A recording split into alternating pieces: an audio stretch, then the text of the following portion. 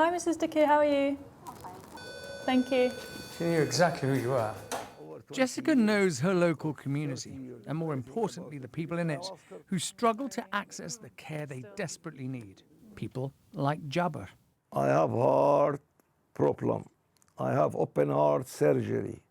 And now I have heart failure.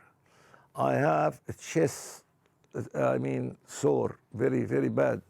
My blood, I have a water in my chest as well. And that's make me very, very big trouble to sleep, to breathe. Has she been helping you? She hear you. She listen to you. She understand everything you're, suffering from.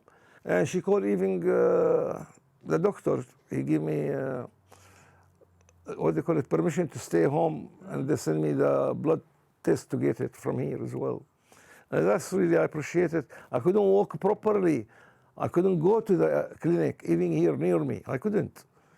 So now I'm speaking to you, I get short breathing. Jessica is a community health and wellbeing worker. They're known as CHWWs. They work in small teams going door to door in some of the most deprived areas of the country. It's part of an NHS pilot inspired by a successful program in Brazil. What are you trying to achieve? What does he need help with the most?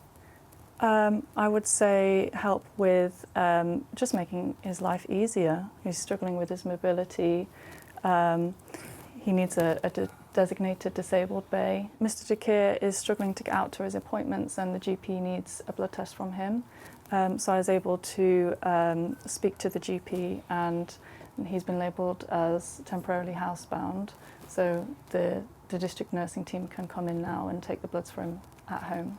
Jessica and her team work with local GPs to identify people falling through the cracks, and the results are promising. You need to look at the costs of what might happen downstream if disease is not picked up earlier, if health inequalities are not addressed sooner.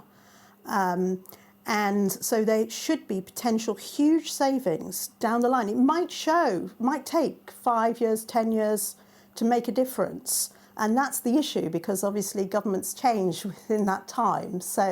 But if there's a long-term lens on this, then we stand a chance of being able to afford our health service free at the point of delivery. And this is exactly what government wants, what the NHS wants, to bring care into the community. But you're taking community care right to the patient's door.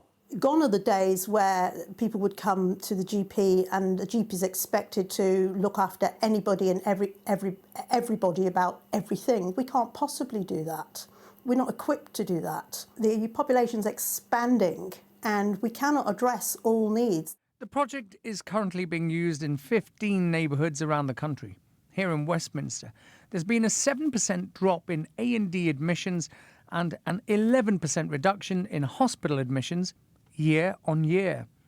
There's also been a 47% increase in the likelihood of households having vaccinations, an 82% increase in cancer screenings, and a 7.3% drop in unscheduled GP consultations. The government is expected to focus on personalised and community care in its 10-year health plan as it looks to ease pressure on buckling emergency departments. Models like this have shown early signs of good results, but they require time and investment. One day, she came to us and I explained to her because I don't have any GP for 3 years. So you have not had a GP for 3 years? How did you manage without a GP?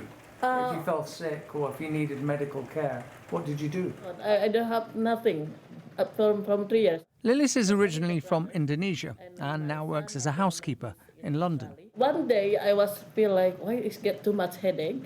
I got headache and then I stop again. I'm not doing the register again. So you just carried on with the pain? With the pain? Yeah, just I carry on and I just keep quiet. Immediately alarm bells were ringing because I care about her so much, and high blood pressure is a silent killer. So I asked her if she'd like me to liaise with the GP, see if we can all attend an appointment together and talk about the situation. She's been on the new medication for a few days now, and she checked her blood pressure and it's come right down. So I'm just so happy and thankful that we were able to catch that early. Without Jessica's intervention, Lillis and Jabba would almost certainly have needed more extreme and preventable medical assistance. Projects like this can help ease the strain on services facing record pressures and tight budgets.